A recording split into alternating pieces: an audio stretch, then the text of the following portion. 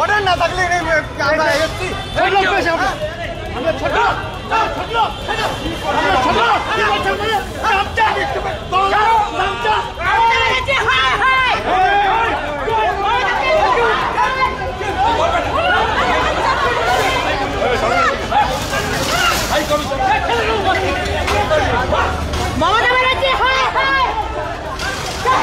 Deputy high commissioner এসে নিয়ে গেল আমাদের মমতার পুলিশ আটকাচ্ছে কেন ও জানে আর মমতা জানে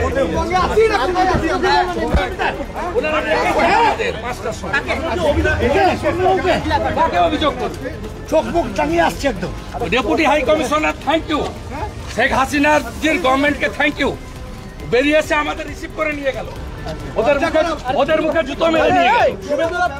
পুলিশ তো অকারণে বাধা দেবে না।